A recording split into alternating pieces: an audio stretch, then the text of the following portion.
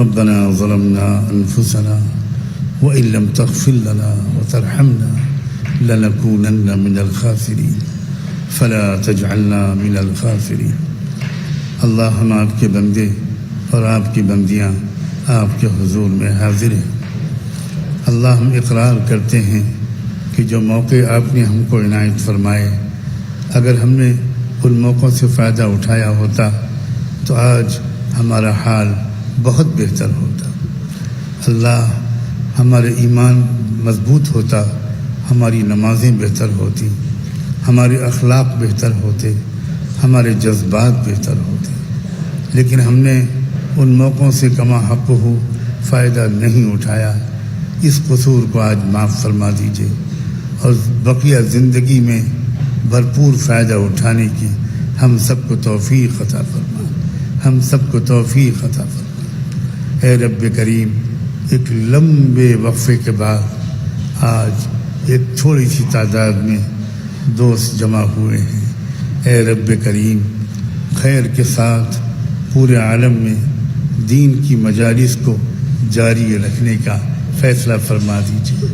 اے اللہ ہمیں محروم نہ فرما، اللہ ہمیں محروم نہ فرما۔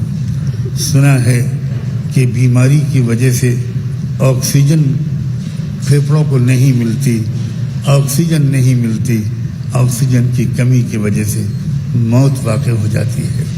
اللہ ہمارے دلوں کو، روح کو اگر ایمانی اور روحانی آکسیجن نہ ملی تو ہمارے دل مر جائیں گے، ہمارے دل مردہ ہو جائیں گے۔ اے رب کریم، اے اللہ، ان آکسیجن کے مراکز کو اللہ ہمیشہ آکسیجن سپلائی کرتے رہنے والا بنائیے اور ہمیں بھرپور قدر و استفادے کی توفیق عطا فرما، بھرپور قدر و استفادے کی توفیق عطا فرما۔ اے رب کریم، آپ کے اسماء حسنہ اور مبارک صفات کا واسطہ دے کر آج آپ سے معافی مانگنے آئے ہیں، تقوی مانگنے آئے ہیں، اپنی اصلاح کی بھیک مانگنے آئے ہیں، عفو و درگزر کی بھیک مانگنے آئے ہیں۔ اللہ ہمیں اچھی صفات عطا فرما، شجاعت عطا فرما، بہادری عطا فرما، سمجھداری عطا فرما، سخاوت اور ہمدردی عطا فرما، غریبوں کا درد نصیب فرما۔ اللہ خدمت خلق کی زیادہ سے زیادہ توفیق عطا فرما۔ اے اللہ، نرمی کے وقت میں ہم سے زیادہ نرم کوئی اور نہ ہو، اور سختی کے وقت میں ہم سے زیادہ سخت کوئی اور نہ ہو۔ ایسی جامع شان ہمیں عطا فرما، ایسی بھرپور صفات ہمیں نصیب فرما۔ اے رب کریم، اس چھوٹی سی جگہ کو اللہ اپنے فضل سے قبول خاص عطا فرما۔ نئی نسل کی اور پوری ملت کی صحیح اور کامیاب تعلیم و تربیت کا اس کو مرکز بنا دیجیے، اس کو مرکز بنا دیجیے۔ مخلص اور باصلاحیت افراد کو اللہ اپنی طرف اپنے فضل سے اس کی طرف متوجہ فرما دیجیے۔ اے اللہ، جو عمارتیں تعمیر ہو رہی ہیں ان کی تعمیر کو آسان فرما، اللہ ان کی تعمیر کو آسان فرما، اسباب و وسائل جمع فرما، اسباب و وسائل کو مہیا فرما، سہولت اور آسانی کے ساتھ پاکیزہ اسباب عطا فرما۔